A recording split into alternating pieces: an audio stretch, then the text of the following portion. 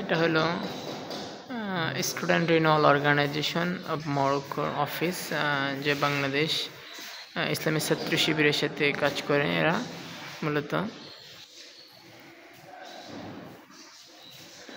এটা হলো এদের অফিস, এটা হলো সেমিনার রুম, এখানে বিভিন্ন প্রোগ্রামগুলো হয় মূলত।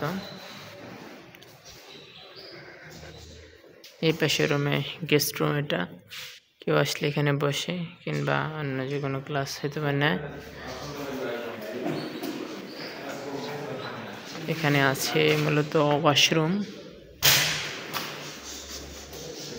আর এখানে মূলত আমাদের যে লাইব্রেরি মূলত।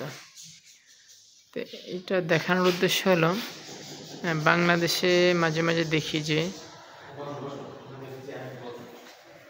শিবিরকে অবাঞ্ছিত ঘোষণা করে বিভিন্ন বিশ্ববিদ্যালয়, বিভিন্ন বিভিন্ন বাম সংগঠন, ছাত্র সংগঠন তাদের উদ্দেশ্যে মূলত এটা দেখানোর জন্য যে ইসলামের শিখর সব জায়গায় বিস্তৃত। এখানে আমাদের সেই বাংলাদেশ থেকে মরক্কোর কত দূরবর্তী স্থান, কিন্তু আমাদের শিবিরের সাথে সংগঠন কাজ করে এখানে। শিবিরে বলা চলে, এটার নাম হচ্ছে স্টুডেন্ট রিনিউয়াল অর্গানাইজেশন। এখানে কাজ করে একই কর্মপদ্ধতি অনুসরণ করে কাজ করে। এই হলো সেই অফিস মূলত দেখানোর উদ্দেশ্যে। সবাই ভালো থাকবেন, সুস্থ থাকবেন। আসসালামু আলাইকুম।